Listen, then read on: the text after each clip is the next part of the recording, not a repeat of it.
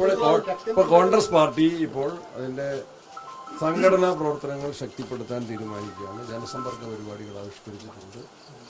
തദ്ദേശ തെരഞ്ഞെടുപ്പിന്റെ മുന്നൊരുക്കമായിട്ട് വാർഡ് കമ്മിറ്റികൾ രൂപീകരിച്ചു. വോട്ടർ പട്ടിക പ്രവർത്തനത്തിൽ വാർഡുകൾ വളരെ അശാസ്ത്രീയമായിട്ട് രൂപീകരിക്കപ്പെട്ടു എങ്കിൽ പോലും വോട്ടർ പട്ടികയിൽ ഒരുപാട് ഗുരുതരമായ പിഴവുകൾ ഉണ്ടായിരുന്നെങ്കിൽ പോലും അതെല്ലാം പരിഹരിക്കാനുള്ള വലിയൊരു മഹായജ്ഞമാണ് UDFന്റെയും കോൺഗ്രസിന്റെയും വാർഡ് തലത്തിലുള്ള പ്രവർത്തകന്മാർ ഏറ്റെടുത്തിട്ടുണ്ട്. ആ പ്രവർത്തനങ്ങൾക്ക് ജില്ലാ കോൺഗ്രസ് കമ്മിറ്റികളും ബ്ലോക്ക് കമ്മിറ്റികളും മണ്ഡലം കമ്മിറ്റികളും വളരെ ശ്രദ്ധേയമായ രൂപത്തിൽ നേതൃത്വം കൊടുത്തുകൊണ്ടിരിക്കുന്നത്.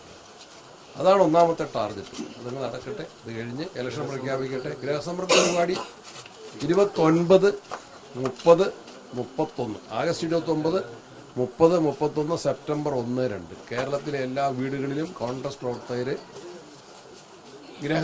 വീടുകളും സ്ഥാപനങ്ങളും സന്ദർശിച്ചുകൊണ്ട് കോൺഗ്രസിന്റെ സന്ദേശം എത്തിക്കുന്നു. കേന്ദ്ര സംസ്ഥാന ഗവൺമെന്റുകളുടെ ജനദ്രോഹ നടപടികൾ വിവരിക്കുന്ന ലഘുലേഖയുമായിട്ട് എത്തുന്നു.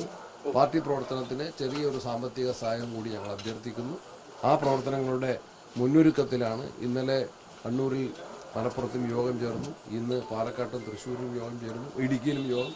പ്രതിപക്ഷ നേതാവായ യോഗത്തിൽ പങ്കെടുത്തു. ഞങ്ങൾ കുറേ പേര് ആ യോഗങ്ങൾ വീതിച്ച് പങ്കെടുത്തുകൊണ്ടിരിക്കുകയാണ്. നാളെ കോട്ടയത്തും ആലപ്പുഴയിലും യോഗമുണ്ട്. ഞാൻ തന്നെ പങ്കെടുക്കുന്നുണ്ട്. കോഴിക്കോട് യോഗമുണ്ട്. ഷാഫിക്ക് വടക്കൻ മേഖലയിൽ ചാർജുണ്ട്.